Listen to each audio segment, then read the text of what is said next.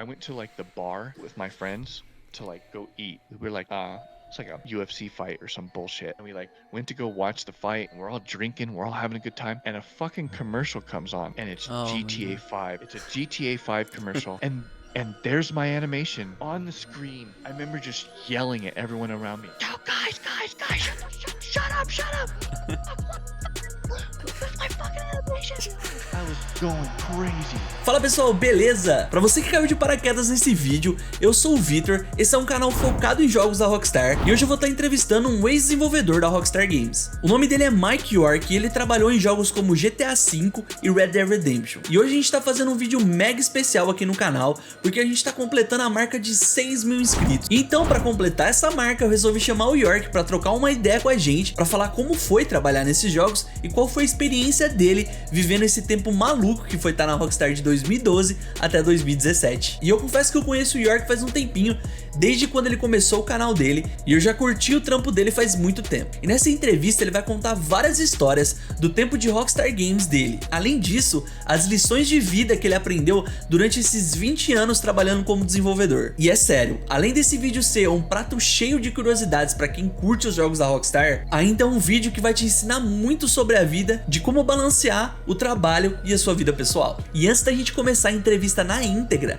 eu tenho dois recadinhos rápidos aqui pra você. O primeiro é que tudo que o York disser nessa entrevista é a opinião pessoal dele e nada tem a ver com a Rockstar Games, certo? São opiniões pessoais dele, do ponto de vista dele, e claro, podem existir outras versões. E também, tudo que ele falar pode ter mudado, tá? O York saiu de lá em 2017, então todas as experiências e tudo que ele viveu foi em 2017, e a data que esse vídeo está sendo gravado é em 2024, então muita coisa pode ter mudado, beleza? E o segundo recadinho rápido aí pros professores de plantão: eu não sou nenhum especialista em inglês, então eu me virei, me esforcei pra trazer um conteúdo massa pra gente aqui do Brasil, mas eu acho que apesar de uns errinhos ali, outros aqui, acabou que saiu uma entrevista bem legal, então tenha paciência comigo também. Então é isso, fique com a entrevista na íntegra de um ex-desenvolvedor da Rockstar Games. I want to start asking some questions about, first, you are like saying to my audience, the Portuguese and Brazil audience, I know you very well, I watch your streams, I watch a lot of your videos. Can you introduce yourself for the people in Brazil wants to know you? Sure. Yeah. Shout out to everyone in Brazil. There's, it's really cool to see some of you guys that watch the channel, because every now and then I'll get someone that's like, hey, shout out from Brazil. And so that's really cool to see that. First of all, it's cool to see my channel reaches people that far. I never would have thought that like people in Brazil would be watching some of the stuff I do. So that's really, really cool, first off.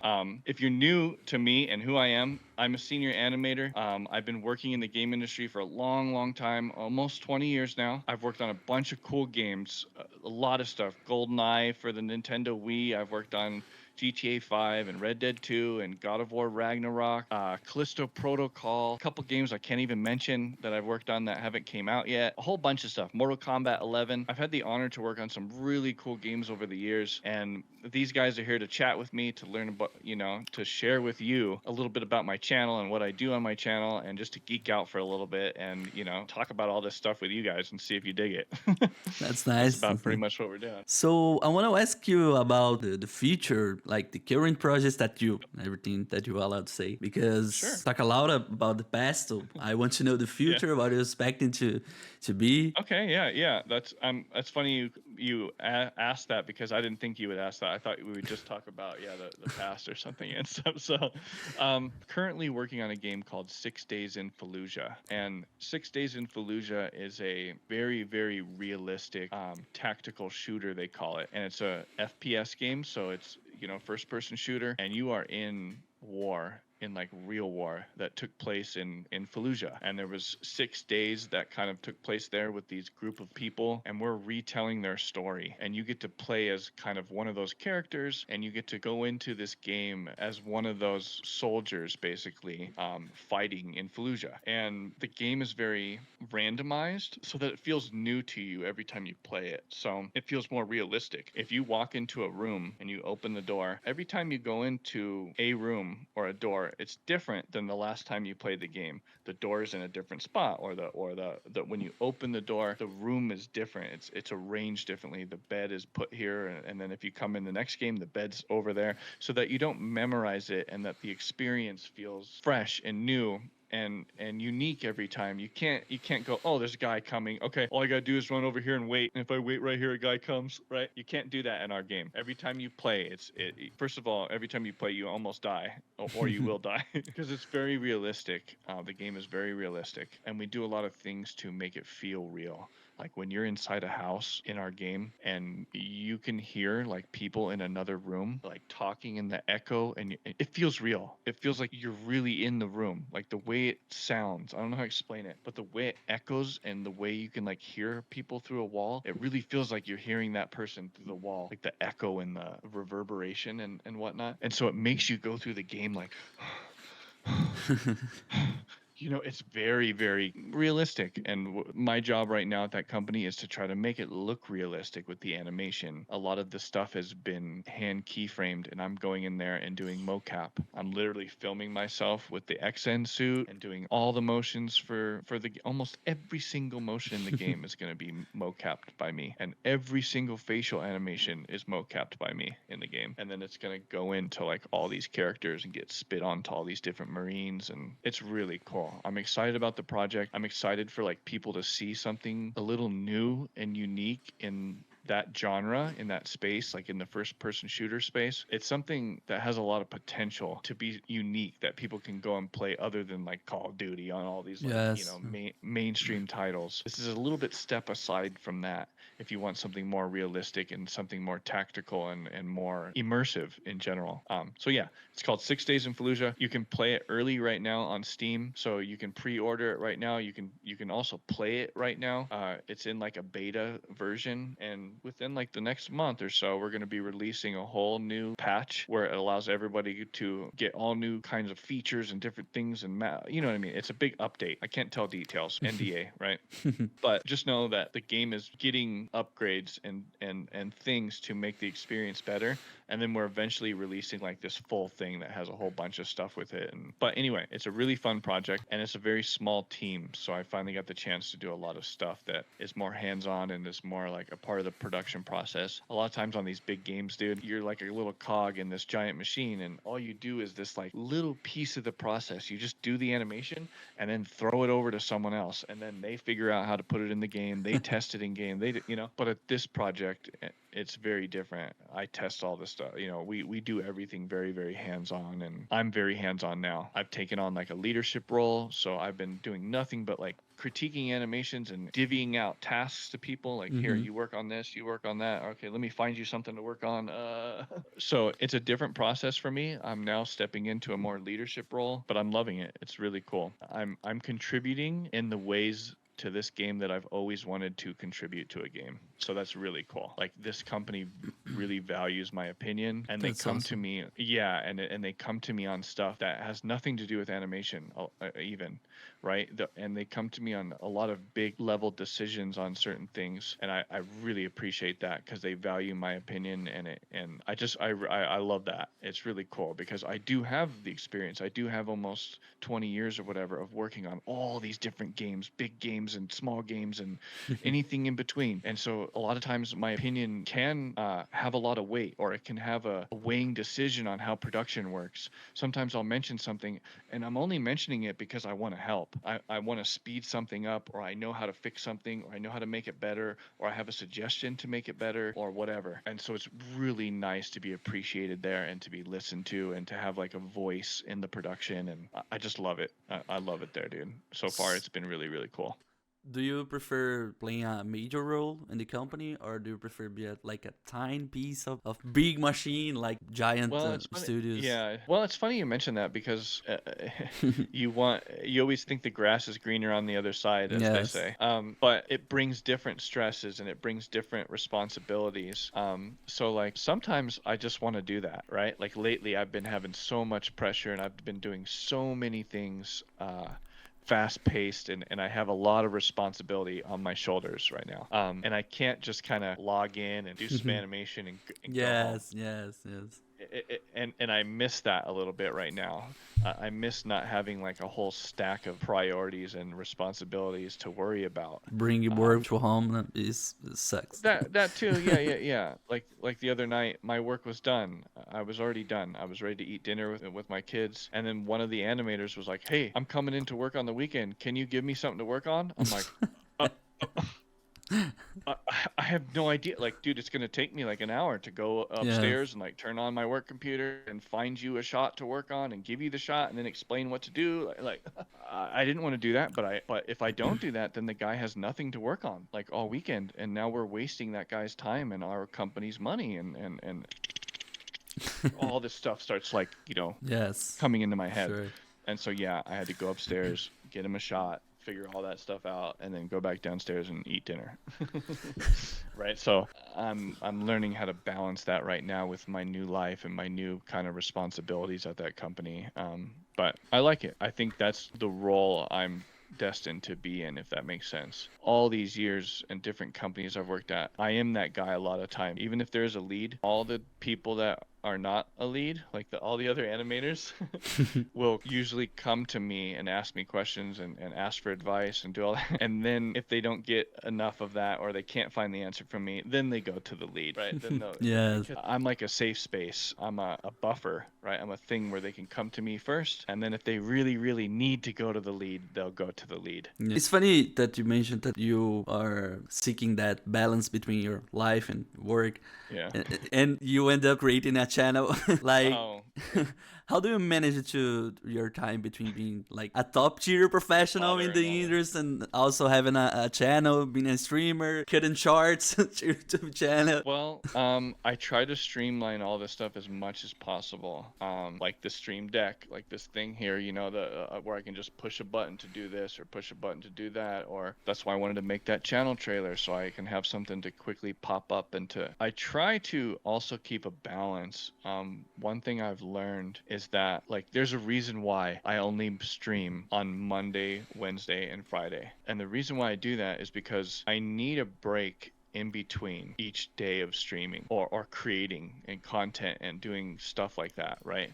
So I will kind of grind on the computer like all day on Monday, for instance, right? So on a Monday, I like my normal routine, to give you like an idea. I wake up at around 7. I have breakfast, I go outside, I water the yard, I go in the garden a little bit, right? And then I get my son ready, I eat breakfast, and then I take my son to school, like his like a preschool. And in the past, when I was working at Blur and when I was working here at Highwire, before I became lead here and all that different stuff recently, I had some time. I had some time before everyone even came in the morning, before my day started, sort of. I had an hour, like from 9 in the morning till 10 in the morning, solid hour where I could do anything I wanted. And so I would use that time to film a video. Okay, I would take that time to record like 20 minutes of a thing, like record a video of like a reaction thing, and then I would take that recording and basically have it, and then I go about my day. I animate, I do all my stuff for my full-time job, and sometimes like around lunchtime I would edit the video. I would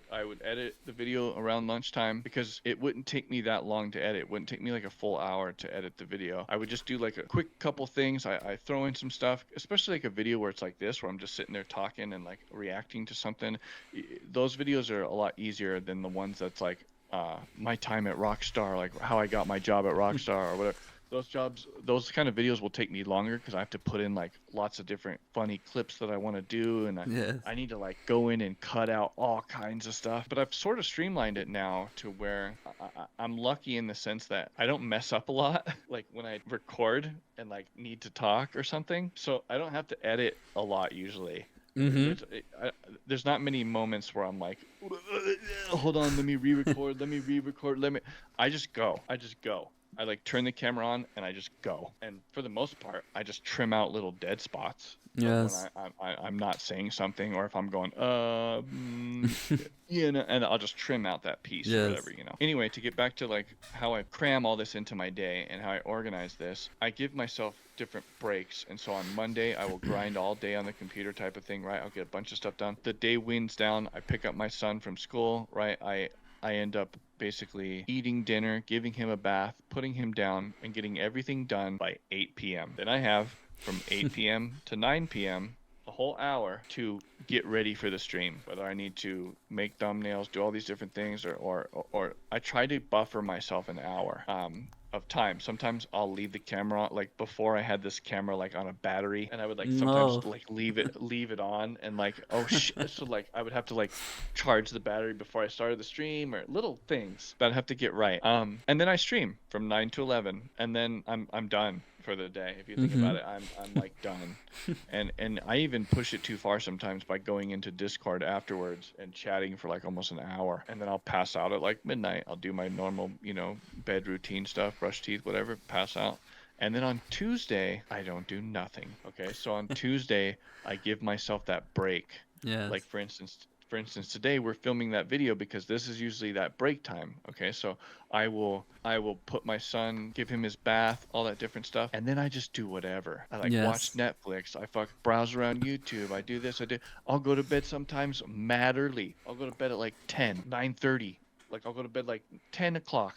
And the reason why I do that is because the night before that I stayed up till like almost 1 or something. And so I like try to balance it, because then Wednesday comes and I gotta stream, right? Back to the thing. And then after I stream, I can't stream again. Yes. I don't want to, because I just streamed and I already pushed myself mentally, sort of. So Thursday comes around, same thing. I give myself a break, watch a movie with the wife or something, right? Like relax, take myself away from the computer, basically, is what I try to do. And I try to get these reaction videos filmed in between all that mess, lunchtimes or early in the morning or whatever. And then sometimes on a Tuesday or Thursday, I'll edit them. I'll hang around and like watch stuff on the background, and I'll edit the video a little bit. And it only takes me a little bit, so I'll edit it, hit export, and then I'll just sit there and like watch YouTube and do different stuff. And so it's all a balance of getting out in the garden, like on the weekends. This is another reason why I don't do anything on the weekends. I don't stream. I don't make any content. I don't do nothing on the weekends. The only reason why I come up here is to play games with my son. We'll play Fortnite or whatever, and we'll play together. But other than that, I'm out in the garden almost all day, and I'm doing landscaping stuff and different shit. I'm picking up rocks and like today, my hands were filthy because I was digging my hands in like you say that soil. on your street that you spend a lot of time like outside with your family. I really take your advice. Because Very important. I'm too spend like a lot of time sitting on a computer also. And I try to take that advice. Yeah, and I learned that the hard way. Take it from somebody who like broke down mentally and physically, literally. Okay, so when I left Rockstar, the day that I left Rockstar, I met up with a guy that I was good friends with in that city, that I skateboarded with and I did photography with. This guy was cool as fuck, right? So the day I left Rockstar, I'm like, we should go hang out. I have nothing to do tomorrow, right? I have no job anymore. Let's go do something. So I went and hung out with him, and all we did was like walk through a park, like this big, huge park, like a natural park area. And we went and got a joint and a big ass beer. We got a huge beer and a joint, and all we did was just walk around just laughing about, like, I was just sharing, like, we were just talking about skateboarding and about life and about art, about graffiti and about street art and about all these different things, right? And about an hour and a half into hanging out with this guy or something, we were like up on top of this hill and we're like just hanging out, right? Enjoying the scenery. And it hit me like, oh my God, like, I was trying to figure out, why am I enjoying this so much? Why do I feel so happy right now and so like fulfilled as a human? Like, I just felt so good. And I thought, why? And then I realized it was because I had been like starved of it. I hadn't been doing any of that for like several years. I wasn't hanging out with someone and just like smoking a joint and going and drinking and walking around the park. I was every single day. I was grinding, making Grand Theft Auto 5 and Red Dead Redemption 2 6 days a week kind of thing, right? And then I would go home, like eat with my wife, and then take a shower, and then just do it over and over again. It like broke me sort of mentally, and I had like a weird feeling of like being away from humans, right? Yes. Like, you need to like hang out with people and like next to a fire and laugh and like share stories and hang out with people, not just like at work. because it's a different atmosphere. You can't be the real person around people you work with. There's like a filter. You know, Yes. you can only say certain things, and you don't really know them. So like you can say something to someone and then they can go and rat you out, right? They can go and like, this happened to me at Rockstar. I talked to somebody thinking like he was my friend, and we were like in the kitchen, and I'm like, hey, you know, and I talk about something. He went upstairs to like the owner and said, you know what Mike said? Mike said blah blah blah blah blah blah blah blah. Oh my Like, god. huh? Dude, I We're the was just same kind of like, side or something. yeah, we're on the, and I'm just like joking around, and you were asking about like, dude, you don't actually like go and tell the boss. What are you doing? Yeah. Like, I thought we were friends. Okay, I was wrong. We're not friends. I can't trust you with anything. I can't tell you anything, bro. You're gonna go rat me out. Like, what? Oh my god. Like, it made me realize that like those guys aren't my friends. They're my coworkers. Yes. These, For sure. these are people I work with. They may like joke and be, but they're not like real friends that will like pick you up at 3 a.m. when you're drunk and Yes. you really need them, you know, right? Or if you're like crying about breaking up with your wife or some kind of crap, right, in your life, that you can Yes. reach out to them. No. No. Yes. There's very few people like that. There is one guy from Rockstar that does do that. He reaches out to me. Me and him, I would consider him my friend, right? He contacts me all the time. We talk about life. We joke about stuff. I would consider him a friend. That's But that's nice. very rare. It's Yes. very rare. Very rare. All my real friends are real friends from that I grew up with. Yes, usually. Which studios that you work on? The Rockstar, the New England, I worked at the New England studio, yeah, in Massachusetts. Massachusetts. Oh, okay. Because like Rockstar have several studios across the world. Let me I see. visited 2 of them. So I've been to New York and I've been to Edinburgh, Scotland. I think where it is. Yes. And that place is beautiful. Yes, I really almost went there. Didn't work, but I went to London instead. But it's okay. Okay, yeah. In your time that before I asked things about Rockstar and all those, and I really went to tell to my channel and the audience in Brazil, how do you get your job at Rockstar? And I think that I would like you to mention is story about the guy that pick you up in the airport and say that you doesn't look like a rock star. Yeah. Oh my god, I like when I saw that in your video, amazing. Well, it's just, you know, weird stuff like that happens in your life, right? Like me working at Rockstar was kind of like a serendipity moment, right? It was kind of meant to happen. You know, as a kid, I grew up playing their games. I love playing Grand Theft Auto Vice City. I'm a big fan of what they do, right? And once I started working in the industry, I always wanted to work at Rockstar. Anyone who works in the industry at some point, if they're into this type of stuff, would love to work there because they're some of the best developers in the world, right? And so I was out of a job. I forget when, but I was out of a job. And at the time, even now, everyone uses LinkedIn. And LinkedIn was like the spot to go to look for jobs and to whatever. And on that website, you can message people. You know, when someone views your profile, it will tell you that they viewed your profile. Yes. So that's what happened to me, sorta. So I saw this guy, like someone, he's like, you may know this guy, is what it did. It said, you may know this guy. And it was the lead animator at Rockstar New England. His name was Andy. And I thought, oh, you know what? I should just like let me look at, well, Rockstar had no job opening. So I looked online. I'm like, damn, I should just hit him up. I should just message this guy and say, hey man, I love what Rockstar does, dude. I love the games, blah, blah, blah. I'm out of work right now. If you guys are looking for an animator, I'd love to work there, bro. Like, here's my demo reel type of thing. Like, so I sent him this big message. And then like right after that, a couple hours later, he messaged me back and was like, so on his computer, he got the same thing. So think about this. He's sitting at his computer and it said, Mike has viewed your profile, right? Yes. You may know Mike York. This happened to him too.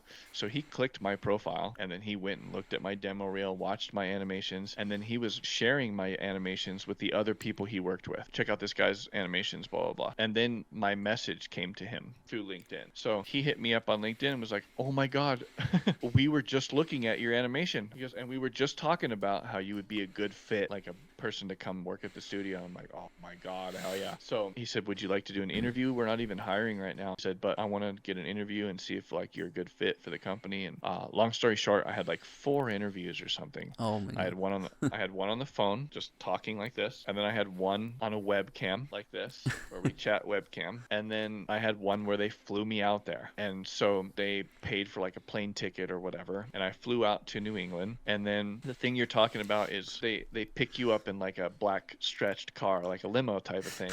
And when I got there, it felt like a movie. You know, they got the guy and he's like sitting there holding the little thing, you know, like, you know, it's like Mike York, you know, blah, blah, blah, Rockstar. And he's got like, he looks like a limo driver even with the like the hat and the whatever, you know. And so I'm like, oh, this is so cool. This feels like a movie. So I go up to him like, yeah, that's me, you know, da da da. And his first comment was he the funniest part was that he looked me up and down. He like went like this. Like he like looked, you know, like at my shoes and all that. He goes, "You don't look like a rock star." And I was like, and I just started busting up laughing because I knew that like he probably used that joke a whole bunch of times with like other employees, because I came to find out that like he was the pickup driver. He was the guy that like got hired all the time to go pick up people for interviews. And so I just thought it was hilarious that this guy had said that, and it was really funny because he got the joke, right? He knew that, like, yes, it's a good joke. It was a good joke, and it was just a funny ass moment, and I just felt hilarious. It just felt funny, and that's why I put that moment in my video. Like for those who haven't seen it, you know, I put that Jim Carrey clip of him riding in the limo, and because that's how it felt. Like you get picked up by this guy, and he, you know, he's talking to you as he's driving, you know, and as you're going to the interview, and it just felt like a movie. There's certain things in my life that feel like that, right? Where you're kind of just like in this like moment, and you know that this moment is big, and you know that this moment is fleeting. You know that this moment's gonna come and go. Yes. And so you just kind of, you live in it, you just soak it up, and you don't try to worry about anything else, and you just go. You let the universe take you where it's supposed to take you. You just be yourself in that interview. You know, when I had the interview, I just, you know, was myself. I didn't, because they're gonna hire you for who you are. This is a reason why Rockstar and PlayStation and Ubisoft and a lot of these companies, when you interview for them, you do not have one interview. You have like 4, and it takes like 3 months of talking to people back and forth, because they want to know if you're gonna mesh well in the community. It's like, I don't do this with people joining my Discord or anything, right? But it would be good to do something like that. Get to know the person before you invite them into your community, before you invite them into your family, right? Yes. And because you're going to work next to that person every day, and you're going to be communicating with them every day. And when you meet someone for a couple hours, you don't really know them. Yes. You don't really get a gist of who they are. But when you meet them like 4 times, and you can't fake it. yeah, and if you have them meet like multiple people, like they have me interview with like multiple people, right? I talk to this guy, then I talk to this guy, then I talk to the lead animator, and then all of them have to all unanimously agree, like, yeah, Mike's a cool guy, bring him on. It doesn't even matter how good your animation is. That doesn't matter anymore. It doesn't, because I can tell you what, I've been a part of hiring process, and I'm a part of the hiring process right now at the company I'm at. And a good animator is easy to find. It's easy to find someone that knows how to animate, but is that person gonna mesh well with everybody else? Can you make a certain joke like this to that person? Can you, right? There's a lot of things that you need to like kind of understand. And Rockstar is one of those companies that's why it's hard to get into, okay? Because they're a very unique kind of family, and the way they view things. And there's certain companies that, like, a lot of people don't know this. A lot of these companies are like frat houses. You're only cool if you know the other guy. I don't know how to explain this, but you must be invited, like sorta. You know how we talked about like those inside jokes, right? Like of Ark and the guy that's in my community, right? Well, there's a lot of inside jokes that go around in those type of companies, and if you're not a part of that, then you're the joke, right? Or you're you're either like a part of them or you're not, and it's really hard to like balance that sometimes as an artist, like at each studio, because you don't blend in at each studio. Especially not me, because I'm very, very like, I speak my mind, and that can get you in trouble. You gotta have like a filter. Nice. It's so good to hear that from you, and like the story is so amazing. As a Rockstar fan, and the franchise is amazing. It's funny that yeah. That's why I wanted to make a video on it, because like no one knew the story. Yes, no one knows. No one knows. Thank you a lot. That's amazing. Yeah, like, what is your biggest lesson that you learned during your time in Rockstar? Like, what do you take from there? My biggest lesson, just like in general, like life lesson. Yes. I would say my biggest life lesson from Rockstar is you have to have balance. Balance. Yes. Yeah, because I didn't have balance at Rockstar, and I really so I have always been a person to push myself to the limit creatively and on what I do. Okay, I'm not anyone who knows me, that really knows me, like my best friends and all these people, they know that when I get into something, like when I get into photography, that's it. That's it. Like Yes. that's all I fucking do. That's all I think about. That's all I watch. That's all it consumes me. And Yes. that and I won't stop until I get bored with it. Do you think that unbalanced life that you had comes from your passion from the games? You mean like the no, well, no. The balance I have now is kind of learned, right? And I've tried to, and I still don't have enough balance. Okay, I'm not gonna sit here and act like I'm like this balanced chi fucking like I'm the living yin and yang or something, right? But like I'm continually learning to balance all of this stuff. A lot of things that have to do with balance is you allowing someone else to do it, right? Like that channel trailer, me giving in to him making it for me and paying him to do that. It allows me to have more balance in my life. I don't have to stay up late night to try to make that trailer. Because of Rockstar, certain things in your life will break you on purpose, right? There's certain things that will happen that are very bad in your life, whether it be a car accident or someone dying, or like sometimes someone will have to die in order for you to appreciate life. Okay, I've been through this many times in life where you're not appreciative of people and seeing them day to day, and then someone will get taken from you. Someone close to you will commit suicide, or something will happen like that, and it makes you, or like an old person will die, that's your aunt or uncle or whatever, and that will immediately make you realize how important all of those like little moments are, to cherish those little moments and not to like suck yourself down a rabbit hole of pure YouTube or pure this or pure making game development or whatever. Because what will happen is you will crash. Like with anything in life, it's like a roller coaster, right? And you Yes. cannot there's a I always think about this, but do you guys know who 50 Cent is? Yes. Rapper? 50 Yes. Cent? Okay. Yeah. Yeah. So in one of his songs, he says you can't have sunshine without rain, is what he says. Okay. In the little piece of what in this song, and it's so true, because you can't have good without the bad, right? You have to, in life, that happens to you a lot. You will be like whenever I'm on like a high and I'm and all this good stuff is happening, I'm cautiously waiting for something really bad to happen, because life doesn't work like that. Life does not work like this. Does not work like that. It goes Yes. and you have these like massive things that will happen to you that will take you out of what you're doing and reset you and make you realize that what you need to cherish most or whatever. And so Rockstar in general helped me realize that, because I was doing too much computer stuff and I was too focused on my career, and I was ignoring the people in my life that are important to me, like my wife, like my mom, my dad, my brother, all my best friends back home in Colorado. I put everybody aside. Like everybody in my life was basically like a side thing compared to my career. And then I did that for too long. I ignored people and I did nothing but grind. And I'm working on the best game of the year. Every time they needed me, I was there. Every time they Yeah. needed me for overtime, I was there, because I'm passionate about that. Well, if you do that for too long, they call it burning the candle at both ends. And that's what I was doing. I was doing too much, and eventually you crash. And that's what happened to me. I got really depressed. I got really like sad sorta and like weird. I got depressed. I didn't want to be there no more. I didn't want to be at Rockstar no more. I didn't want to be working on animations. I come into the day like I was frustrated every day with what I was doing, even though I was working on the biggest game in the world. I didn't give a shit. I was done. I was mentally like burned out. And it took kind of me leaving there and like forcefully changing things in my life to understand that, right? To like when I left Rockstar, I was gone for like a year and a half from the industry. Oh. I didn't do anything. I my God. I went and did lots of wedding photography.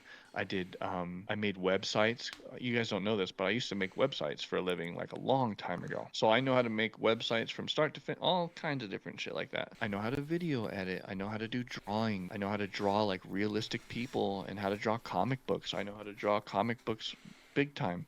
And so I started doing all these other creative things and got away from the computer, like making games at all. I didn't even like, I was playing a little bit of games here and there, but I basically like removed myself completely from it until I had to have a job. I think it was. I was in California and I'm like, well, I could get an animation job. Working overtime start since the day one, or the things like You gradually mean like at escalate? Rockstar? Yeah, at Rockstar. No, no, no. Increasing over time. Yeah, it increased over time.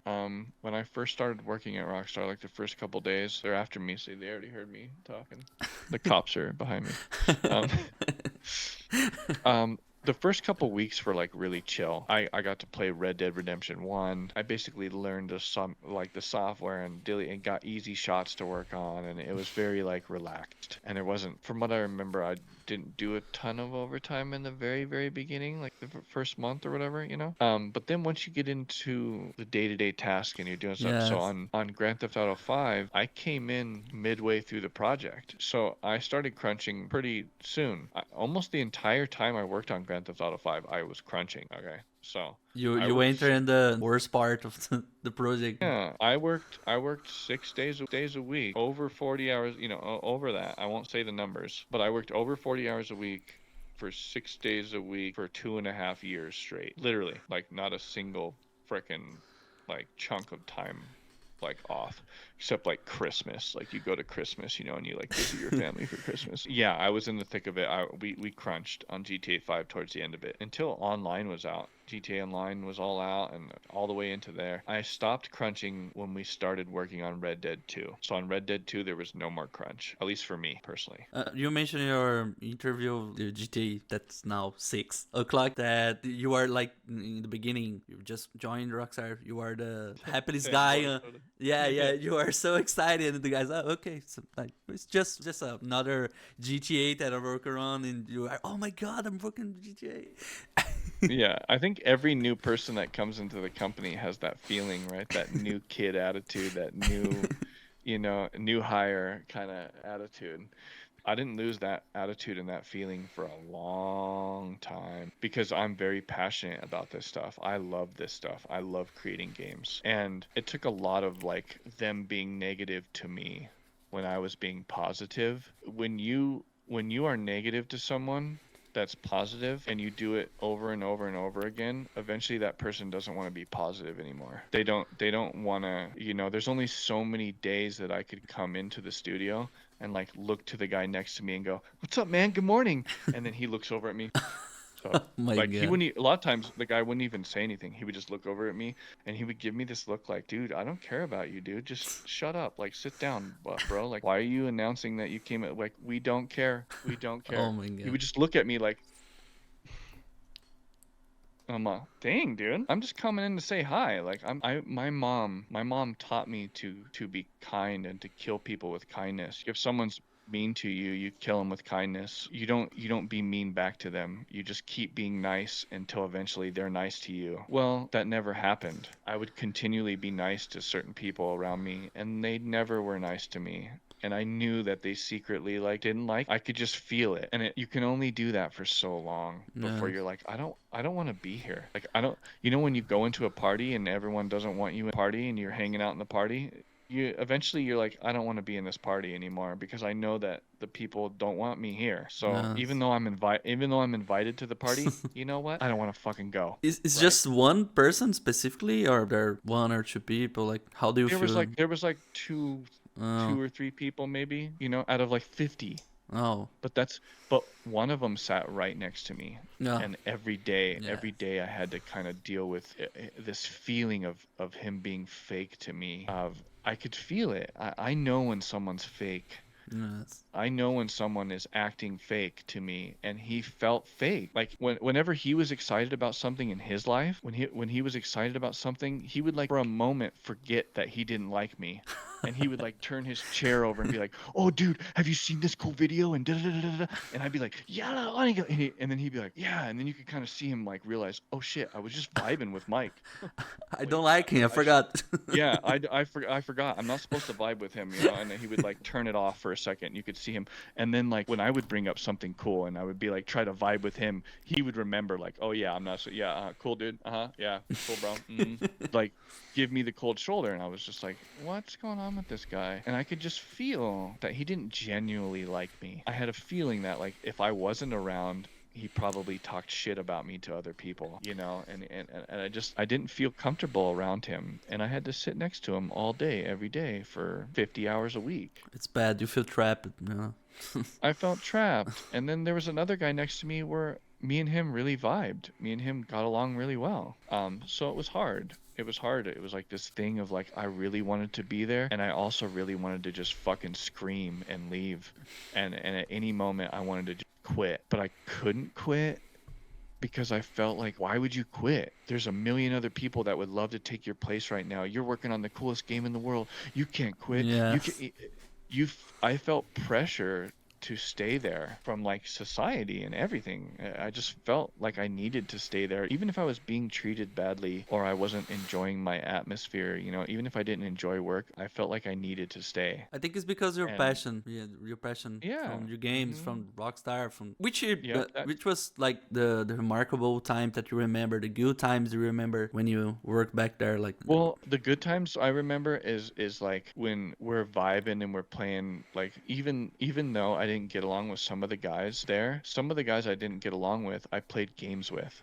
40K. You know what 40K is? Warhammer 40K? It's like a tabletop game. And that gave me a chance to bond with them in a different way. Like painting miniatures and talking about, because that's what they were into. A lot of the guys there played Warhammer, and if you didn't play Warhammer, you had nothing to talk about, because that's all they wanted to talk about was that game. So if you didn't play that game, then you had nothing to talk about really with them. Yeah, and they would play on lunch. They'd play on lunch break. So like you'd have an hour for lunch, and they'd grab their food and they'd eat it at their desk or whatever after we played the game, like upstairs, play Warhammer or something, then come down and eat at your desk or whatever, or eat real fast in the you know, office.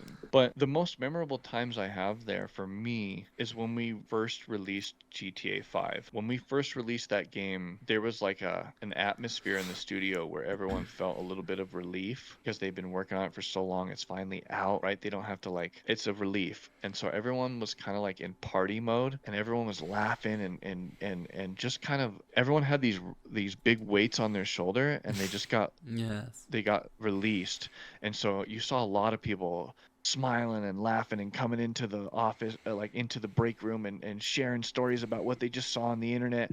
Oh, did you read that comment of the guy? You know, that was so fun. We were all like laughing and vibing about how well our game was getting received, and it was like a special moment in my time in gaming history. We were making history. Okay? Definitely. When GTA 5 came out, I had heard that we had spent like $250 million to make the game. Okay, that's like through the grapevine. I heard like that was the number. We had spent over $250 million to make the game. So all I could think of was like, I wonder if we're gonna make it back. I wonder if we're gonna like make that money back, and how long is that gonna take, and whatnot. We made $800 million in 24 hours. 24 hours. I couldn't believe it. My brain exploded. Like I couldn't believe I was a part of something that was like going so crazy viral.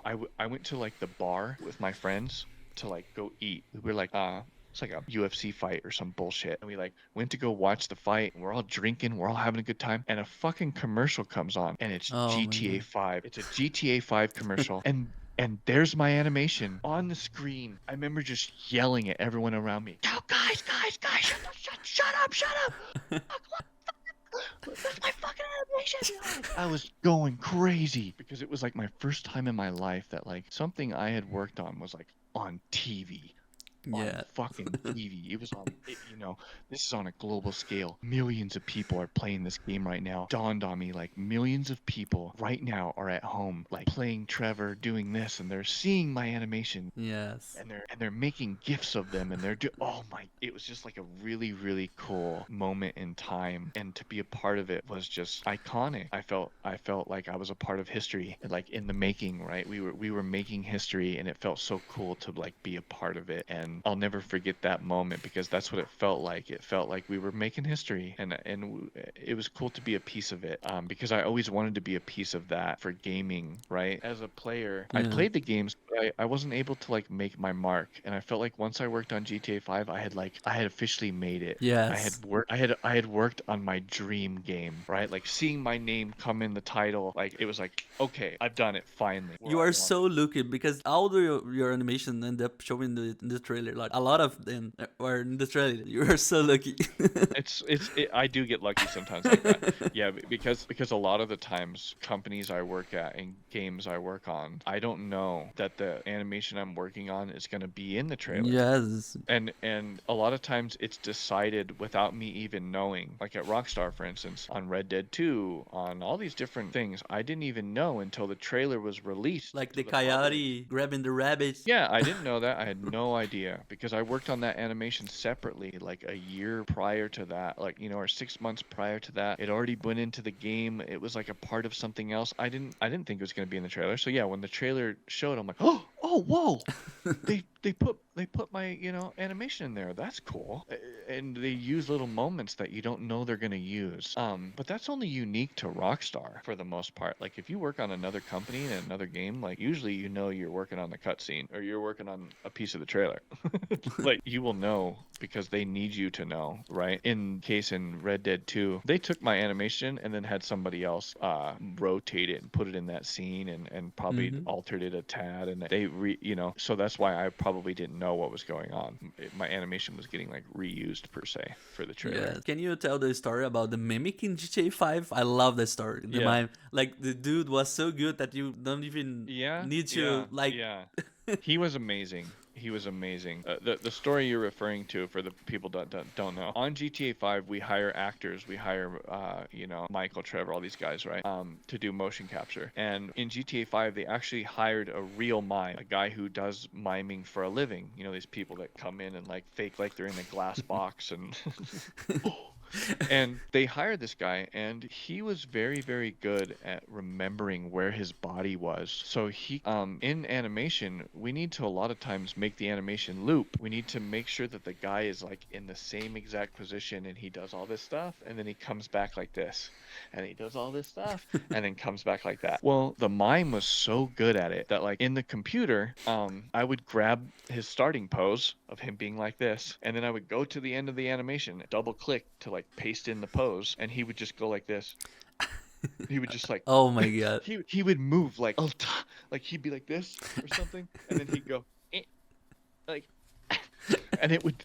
And immediately it made me realize that like, oh my god, this dude is getting into like the same position in real life, like almost perfectly. He was able to like memorize where his body was in like space almost perfectly. He would walk around and like do all this stuff and then come right back to that same spot.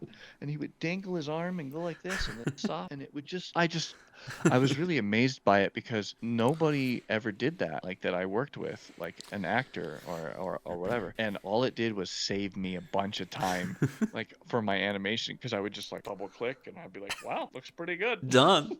Like, yeah, I didn't have to like really do much, because like he would already be in the position I needed him to be in. Did you watch or participate in any mocap sessions back in there in Rockstar? Or I did, yeah. But I was basically, what do you call it? I was sort of being trained to be a motion capture director. My old lead and boss at Rockstar, my old lead, he was that guy. He did motion capture directing sometimes and whatnot, and he needed to mocap direct, but he was having a baby coming soon, and his whole life was gonna change, and he wasn't gonna be able to go down and mocap direct all the time and do For sure. all that. So me and him took a road trip. We like got in a car and drove all the way to New York, and we went to the New York office and the New York motion capture studio. And speaking of this, I have a funny story. So we get there and it's like early ass morning, bro. It's like cold. It's like Yes, you I are. forget. It's like 7 in the morning or some shit. Oh I my was God. starving, bro. And we get there, and what do? We accidentally trigger the alarm on the building, and the building is like like you can hear it throughout like the whole neighborhood that like the Oh Rockstar my God. building is going off. And we wait there for like 15 minutes or something, and the cop comes, and the cop pulls up, and he's just laughing, and we're thinking like, what's so funny, bro? Like, we're so stressed over here, and the cop pulls up, and he's laughing because it happens this Frequently. isn't the first time that this alarm has gone off, and he's had to come and like, so we have to call people at Rockstar. They have to like tell him that we were there on purpose and all this stuff, and so he lets us in. And long story short, they are very, very organized over there. Okay, so you ever seen John Wick? Yes, yes. Or like one of those movies where like the thing opens up and it's got like all these guns like on the wall, Oh, and it's yeah. got everything like, a helmet and I don't know what you call it, but their motion capture studio at Rockstar looked like that, and it was all stuff to shoot motion capture. A whole bunch of fake guns, a whole bunch of like Oh. helmet, different things for like having facial animation, right? Like camera helmets, and all these suits in multiple sizes and multiple different guns. And one of the coolest things about, I haven't said this to many people, but a lot of motion capture studios, I used to work at one called Rouge Mocap, and when you need to capture something like a guy in a car, you need to capture a guy grabbing the steering wheel and driving, and then opening the door of the car and getting out of the car. You sort of need a car. Yes. Okay? But guess what? Rockstar don't have a car. They're not gonna. They didn't pull an actual car into the mocap studio. You can't even get a car in there. I think you Yes. could. It's big enough, but there wasn't like doors opening that like. Anyway, at Rockstar, and a lot of studios do this, so it's not proprietary. I don't want to act like I'm giving away some secret. Okay. Yeah, for sure. But a lot of these companies have like Legos. You know what Legos are, right? Like, Yeah, put together yeah. Legos. Well, To fake think a of car. it as like big boy Legos. Okay. Okay. Adult Legos with wood, metal, and like hinges and different things that allow you to build whatever you want to build. You can show up at Rockstar, for instance, and if you want to build a car or a car door and a steering wheel, you can do that. You go over to the section and you pull out like a piece of a door, and you grab this and you grab that, and you can basically like assemble the whole half side of a car there at the studio. And then when you're done, it like folds up and like breaks down, and it's like color coded, and it's like labeled. Go and put it back in this little special spot. You go and hook it up on the little hook, and you know, because all of this is very streamlined, and it's very organized, because it has to be very organized, because there's so many things going on a motion capture studio and like on a stage. And so yeah, I was a part of that. I got the chance to go down and direct one of the shoots we had at Rock. I forget, dude, it's been so long. I forget what I even directed. I forget what we were even shooting that day. But I got to shadow him. You know what that means? Like, so my director and my boss, I followed him everywhere that whole day. And then he told me like what to do. Okay, I'm doing this, and I would write down what he was doing so that later I could come to New York and do more cap shoots and whatnot. But that never ended up happening. They ended up just using me as an animator, and I did animation the whole time I was there. But they were gonna train me to do that.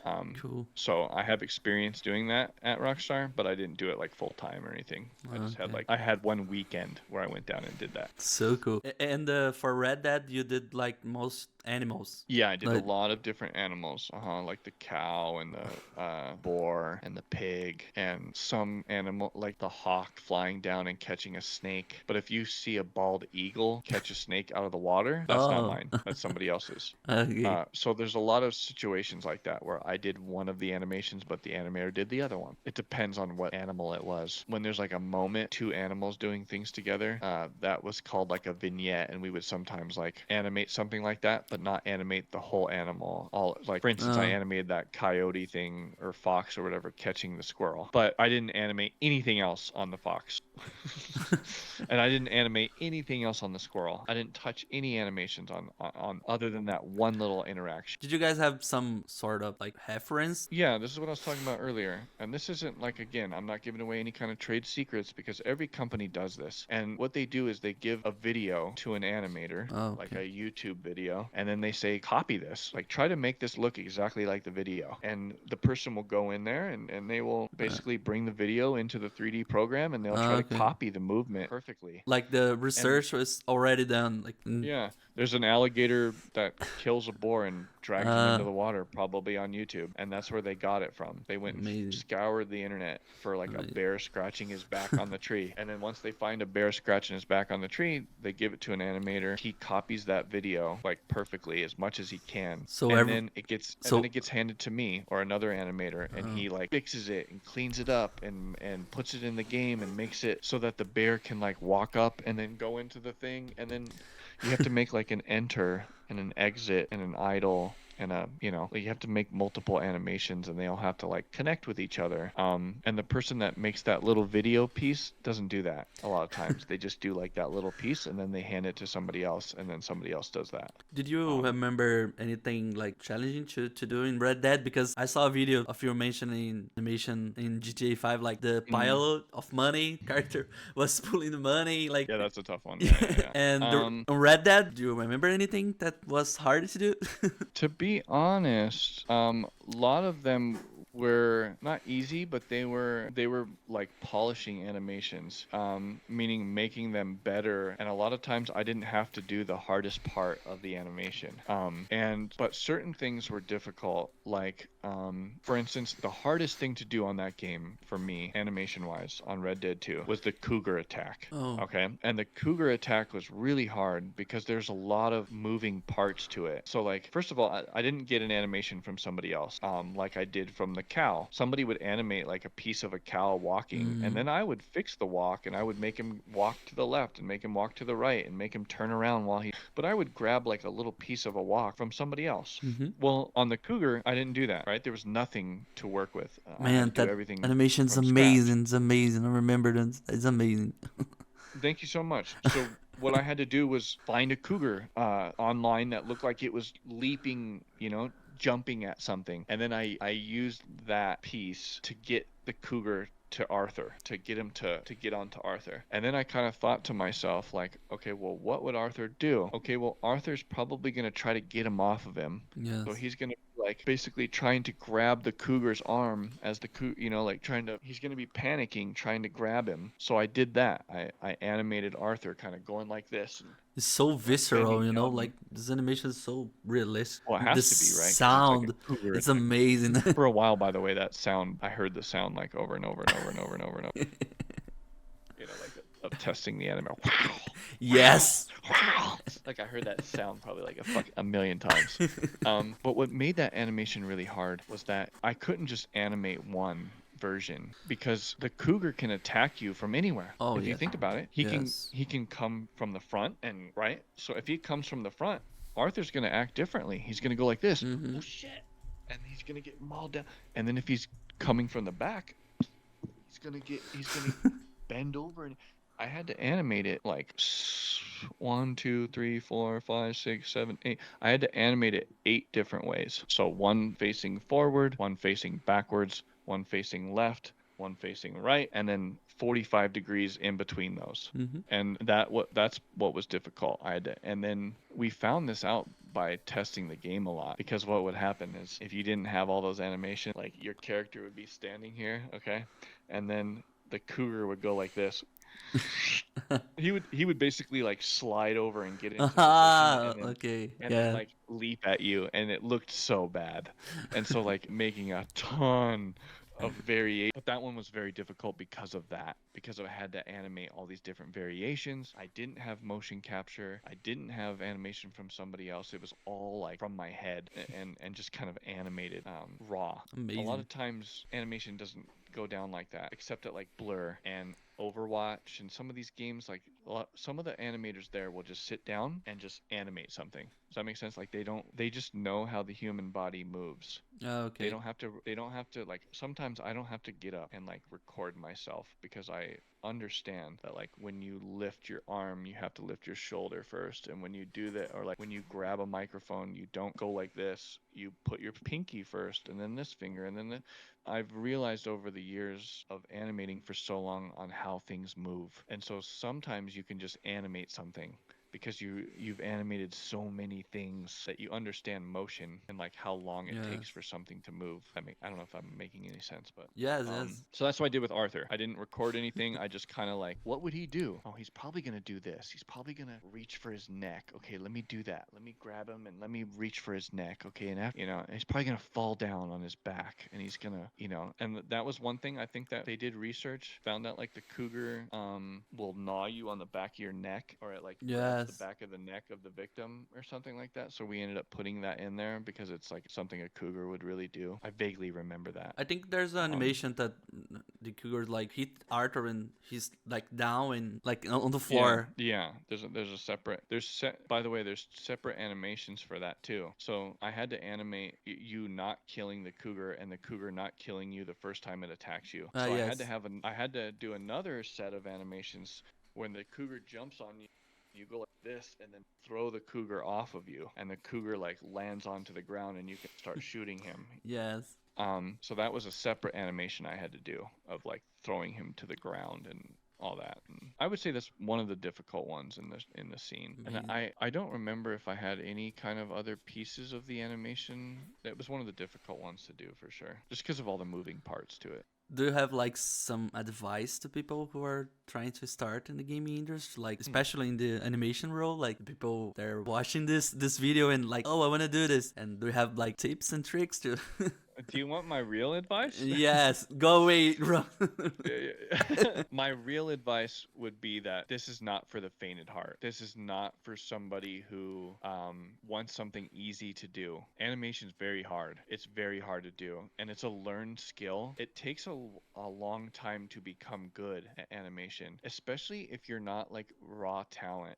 Sometimes you meet someone and like maybe you play basketball or you skateboard, and you've been skateboarding for 2 years and you barely know how to ollie. But then your friend will come along and he's been skateboarding for 2 weeks and he can do it. And you're like, what? Some people can do things naturally, but in animation, it's very rare. It's very rare for a person to just understand how animation works and just does it and does it well. I've been in many different schools and been around many different artists that pursued animation as a career, and almost everyone that pursued animation as a career failed, or they stopped, or they gave up, or they weren't naturally good at it and so they gave up. And my advice to like someone who's new and coming into this is that you have to have thick skin and you have to be strong minded, and you have to understand that it's not going to be easy. The first year or 2 years of animation, you're just going to be learning like how things move and how to recreate that in the computer. There's so much to animation that it's like an art form, like drawing or painting is. You never stop learning and you never like become a master.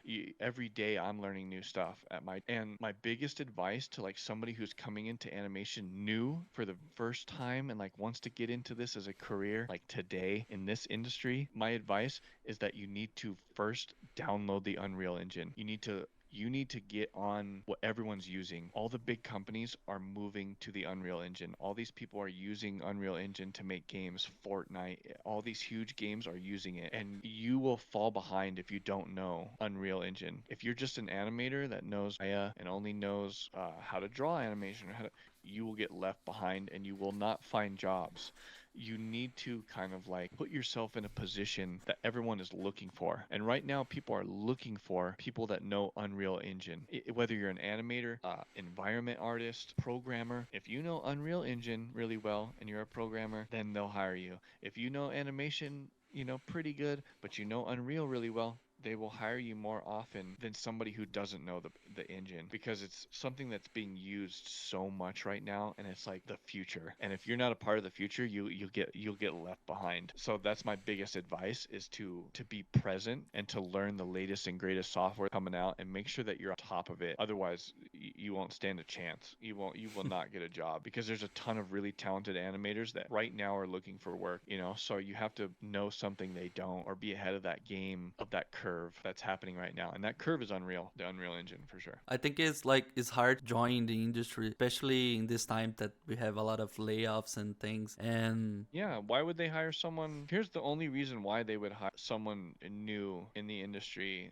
compared to someone who's not. And the reason why they would hire someone new is because they're cheap. yes, Okay, that's the only reason why a big company like Ubisoft, Rockstar, PlayStation, and if they hire someone that's like fresh out of school or whatever, it's because they're either hiring you as an intern and they see like massive potential in you, or because you're really cheap, right? And they can hire you for less money than they can hire 4 of you to every one person, right, of their top animator or whatnot. It's a different road right now. Like you just said, a lot of people got let go, and a lot of these people are super talented, dude. A buddy of mine just hit me up, like he's looking for work. We're in trouble, okay?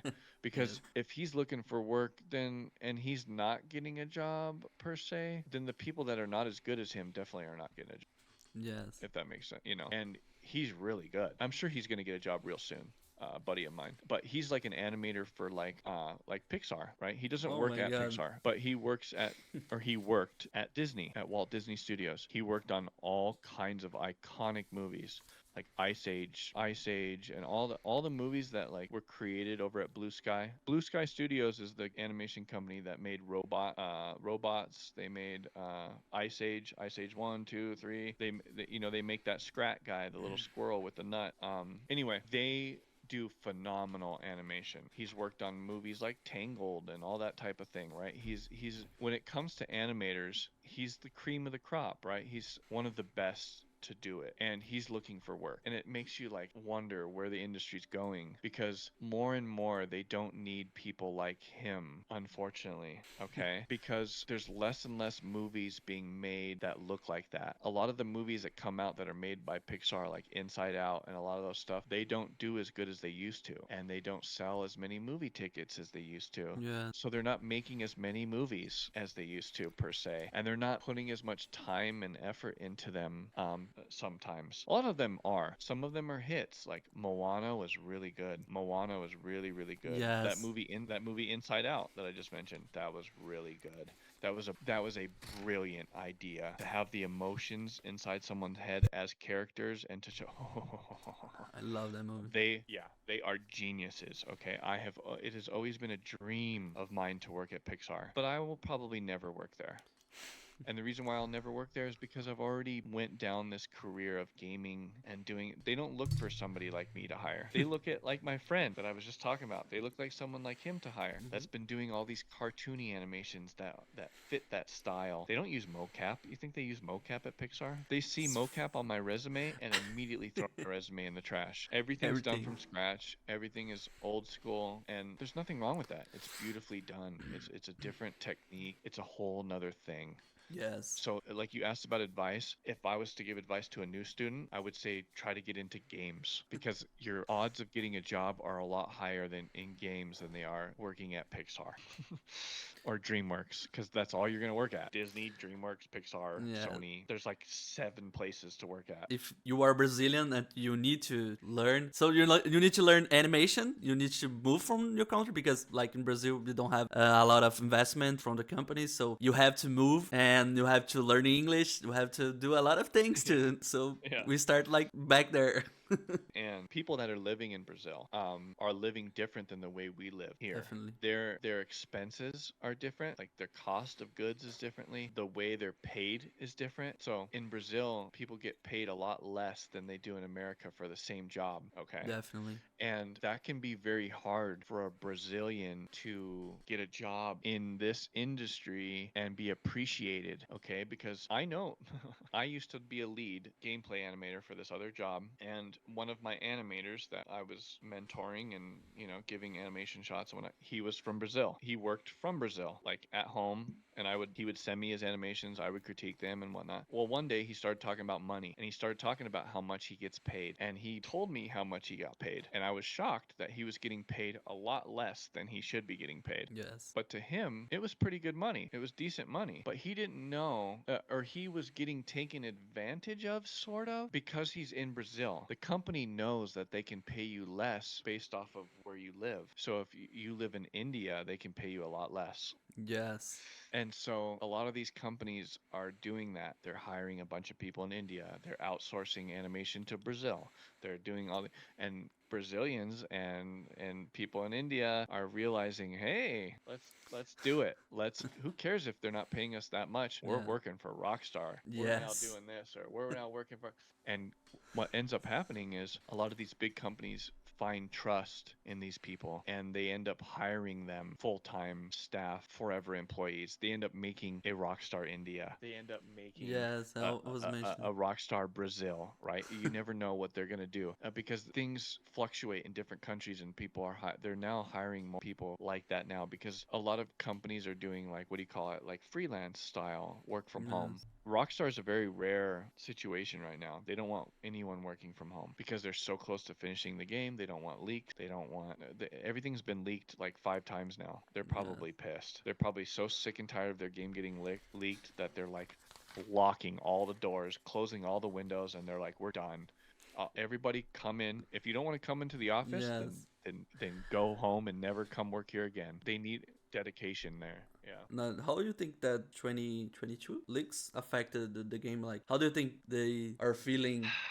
Or I think they affected the game a lot, because it let people know little parts of the game that nobody needed to know yet, and that they weren't ready to let people know yet. Okay, so like they didn't release a trailer, okay, until just recently, right? The first trailer we got is the one we just got. Like, we were supposed to know nothing about the game except what we saw in that trailer. Yes. Do you know what I'm saying?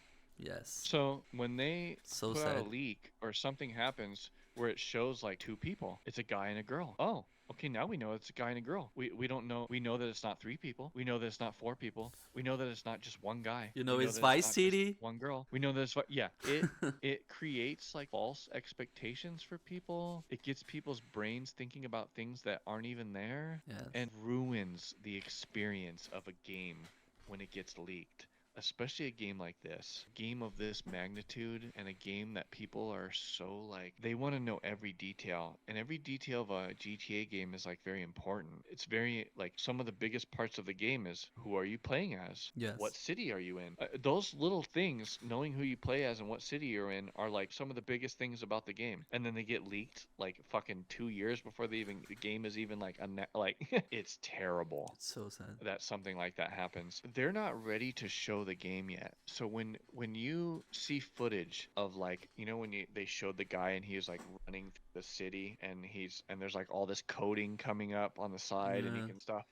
That's like a version of the game that's like, how do you say it? It's like, it's an old version of the game. It's just a piece of the game. I don't know how to explain this, but it's not what the game is gonna look like. And you could be seeing something that's like very, very old, that they're just testing something on. They're just testing like how the cash register opens when you rob someone. Okay, like, maybe that whole little scene is just to test the coding of how the cash register opens. But they actually have like a really low poly version of the character, and Lucia looks really bad because it's an old version of Lucia from like 2 years ago. But when the audience sees that, they go, "Oh, look at Lucia. She looks so bad. And, oh, I bet it's gonna be like." No, you don't know nothing. You don't know nothing. Like, what you're seeing is so Placeholder, and almost like and obscure, like out of the story. You don't know where that fits in the story. You don't even know if that's gonna go in the game. Like, whatever you saw in those leaks, none of that stuff could be in the game at all. Yes. Like, they could take all that out. Anything you saw. So the leaks are like terrible for that stuff to happen, because Rockstar tries really hard. Not just Rockstar, every company tries really hard for leaks not to happen. Like, when you asked about 6 Days in Fallujah, the game I'm currently working on, there's some stuff that we're currently working on in that game that is really fucking cool, and nobody knows about it. And when they find out about it, they're gonna see how cool it is, and it's gonna make our game like be bigger than it was if it wasn't in there. Okay, it's gonna make our game get talked about. It's gonna be something new in gaming, right? Well, if you tell it, if you just say it, if I just told you guys, oh, we're doing this, then it spoils that whole thing, and it ruins the, I've brought this up before. It's like a kid on Christmas, and you're peeking under the Christmas tree. You're opening the present and before Christmas, and you ruin it because when Christmas Day comes, you're like, oh wow, a game. Oh, you bought me a game controller.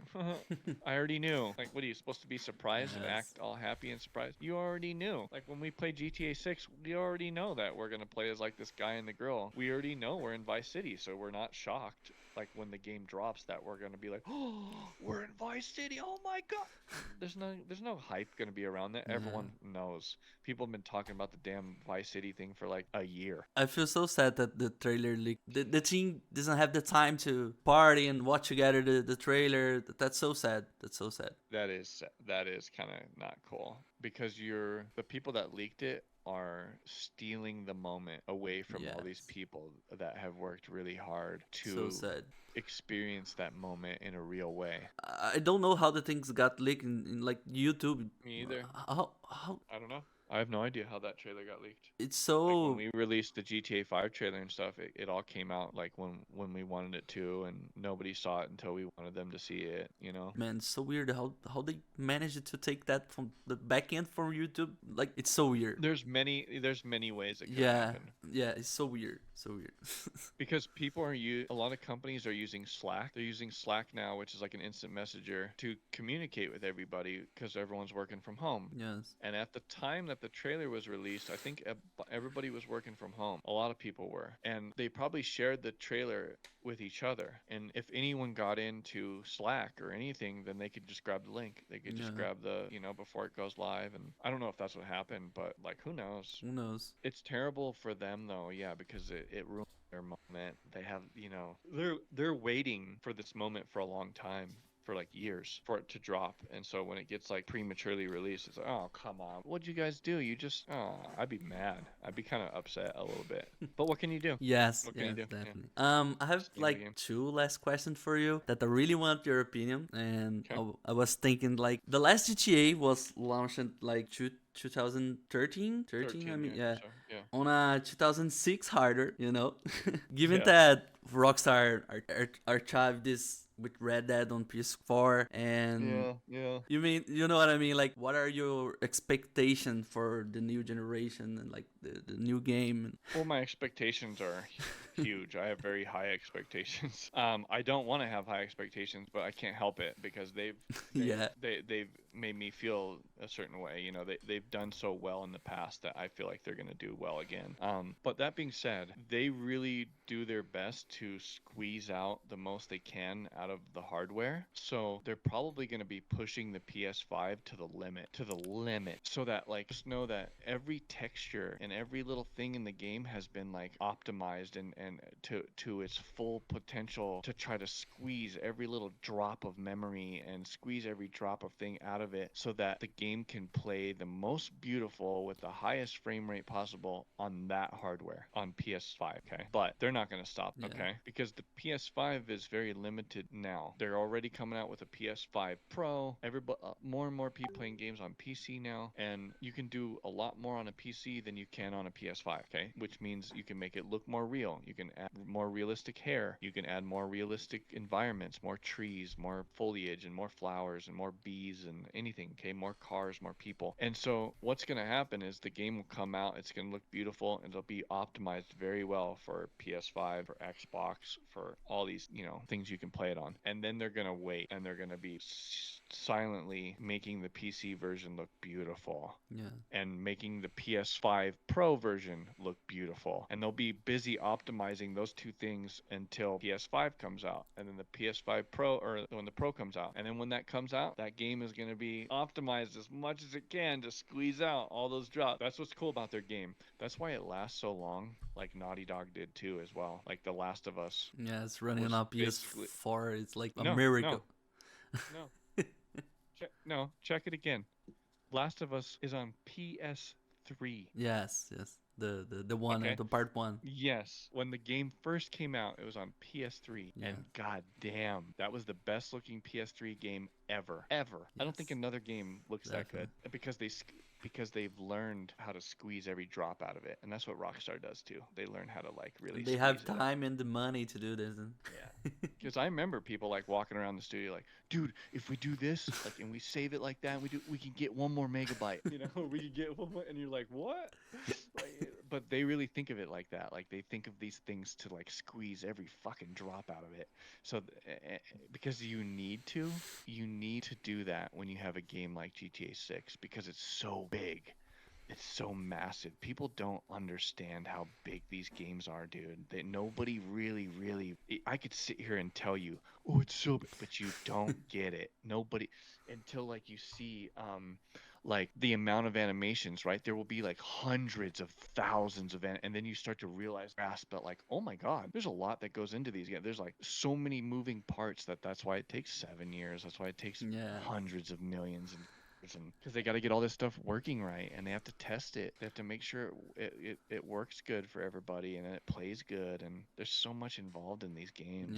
yeah. They are in a deadline, you know, like game developer have several stages. And what problems are the developers currently addressing and solving based on our experience? Like, how's the mood on studio right now? It's probably a little stressful, probably a little bit of a panic. Everyone's trying to get their stuff done as quick as they can because they all want to make sure that they hit the deadline, and everybody wants to make their stuff look as best as they can. So people are like, they know they only have 1 more day to work on it, but they want to work on it 2 days, and Yeah. so there's a lot of probably moments where they want to do more, but they can't. They need to just at some point you need to just save it, save the file, and put it in the game. You can't work on it. It's like a painting. At some point you need to sign it, and you have to let it go. Let it go. Yeah. And so that's what they're doing right now. I bet there's a lot of like letting go of stuff. There's a lot of cutting going on of scenes that they thought they were going to make that they don't have time to make anymore, that they just need to realize that, okay, we're not going to do that cut scene, or we're not going to do this part. Or so there's probably a lot of that going on. There's a lot of optimization going on where they're trying to like make it run smoothly because from experience, a lot of the time up until like towards the end of the project, the game is not running like super fast. It's not running at 60 frames a second or 30 frames a second. Like you'll test the game and it's running at like 20 frames a second. You're like, oh my God, because they haven't figured everything out yet. They haven't ironed everything out yet. They haven't optimized everything. They're probably testing the game a ton. They probably have a whole squad of people that do nothing but play the game all day, every day, and put bugs in for people to, there's a lot going on over there right now, probably. Yeah. They probably are farther along than we think. Yeah. Okay, so they're probably farther along than what they're letting out to give what they're letting on, and that's important for them to do that. It's smart for them to do that. They want to lower your expectations or whatever. They want you to think that they're not done, but they're pretty close, trust me. Yes. They're when the game is this close to release, the game is usually like content complete, okay? Meaning like they've done everything in the game. The game is playable from start to finish, and that will happen like 6 months before the game actually comes out. Oh, it's like a A lot of short. times, they will have like a full 6 months of time to do nothing but like test stuff, but they're not putting in like new animations. They're not coming up with new ideas or any kind of. There is no more of that. Everything is like locked down. Can't touch it. Time to ship.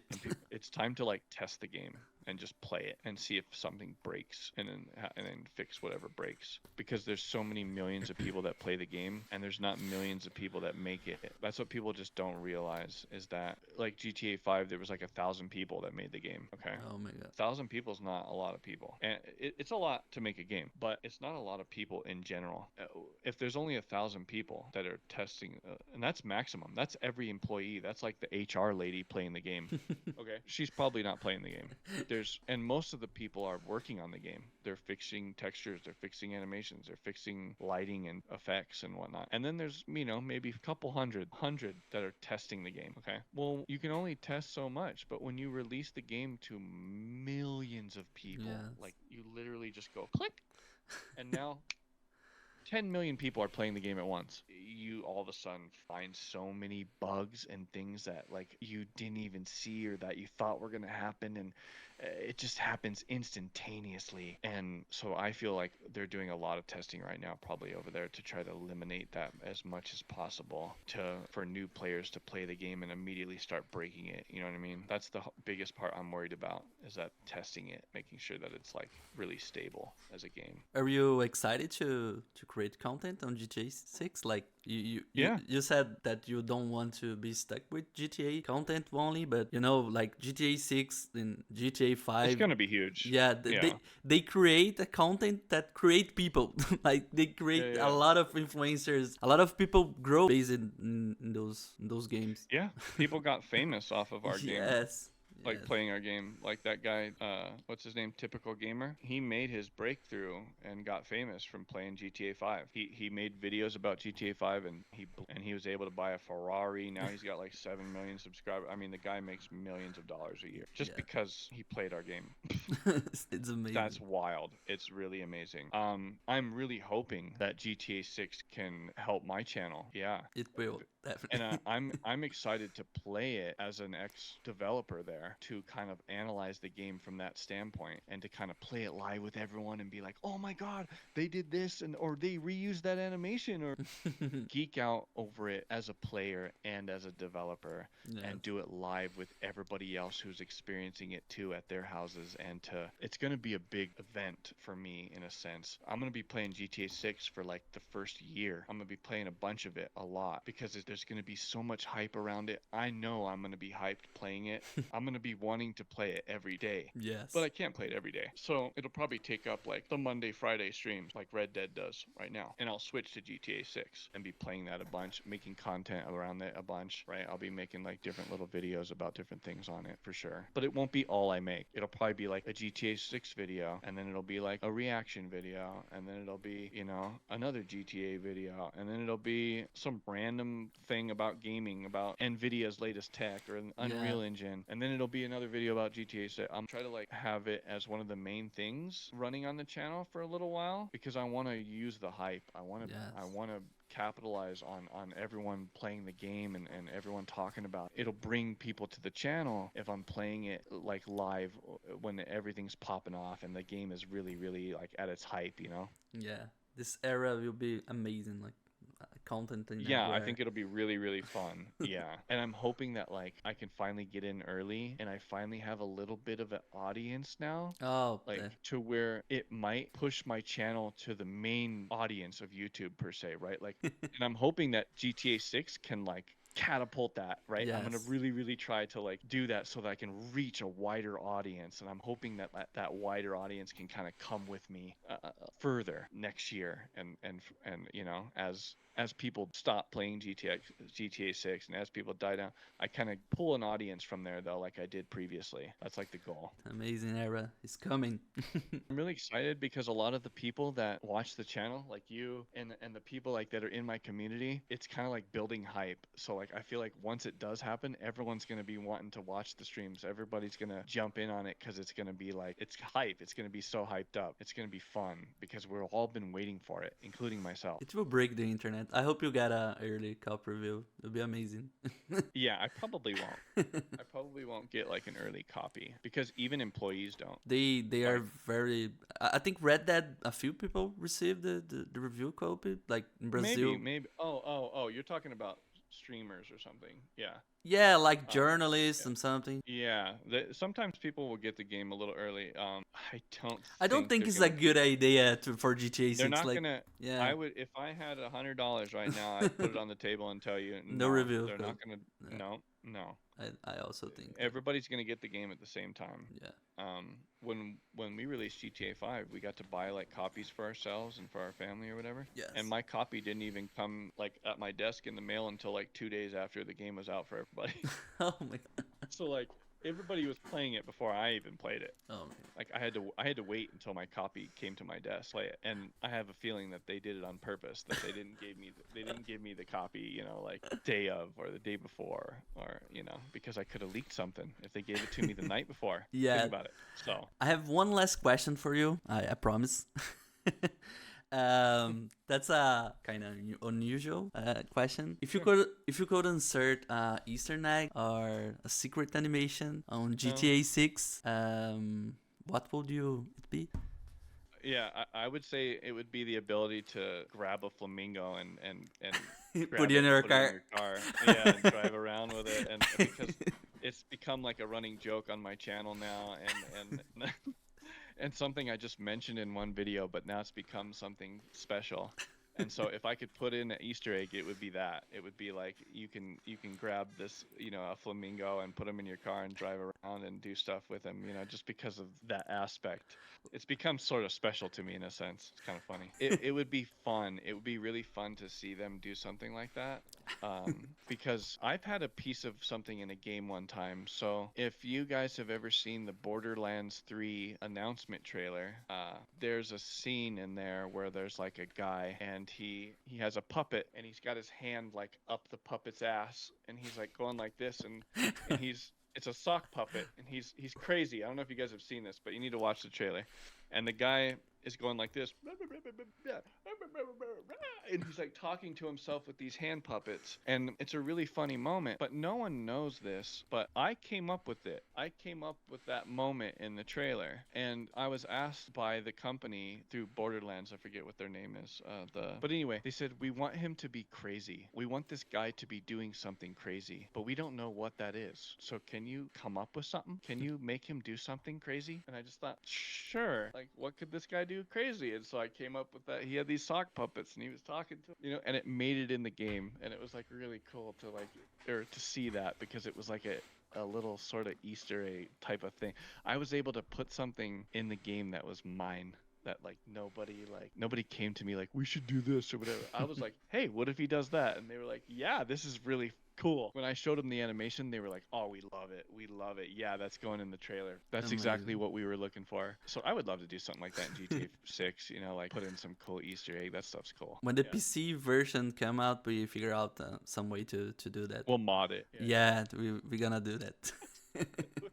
It's like your new mission. Okay. So thank you so much, Shark. You're amazing, man. Thank you so much. And I appreciate you guys taking the time to interview me or whatever you call this. It was cool chatting with you guys. I'm hoping that like your Brazilian audience can understand me, hopefully, and they can kind of come check out my channel, check out some other stuff, and we can kind of funnel people. Yes. Like I can funnel people your way, you can funnel people my way. Same here, York, and I really love hearing your stories. They're very unique. Very unique. Right on, dude. That a part of life is sharing your experiences, right? And I love kind of geeking out about that stuff and sharing stuff with people. And I've always kind of been that guy. Like, if you were to like meet me at a party, I'm that type of dude who like shares the story and then like animates it, right? I'm like, the guy did this and he jumps over the, like I don't just sit there and like, so there's this guy and like he went and jumped over the table. I will literally like act out the dude jumping on the table, or something. I'm very like animated and stuff, so it's cool to hear that like you soak it up and you think it's cool as well. You know what I mean? Like the stories and shit. So you are invited to come to Brazil in time. Oh, I would love that. I would love that. Yeah. I've always wanted to visit there, especially Rio de Janeiro. Yes. That like big statue in that area looks so cool. Like the view and it's amazing. Yeah, I would love to visit there someday. Yes. Been there. It's a really beautiful city. Yeah, if I do, I will definitely hit you guys up. I will. Let us know. You never know. You never know what can happen. All right, good stuff, man. Thank you so much, man. Right. Bye. Cheers, Good guys. night. Good night.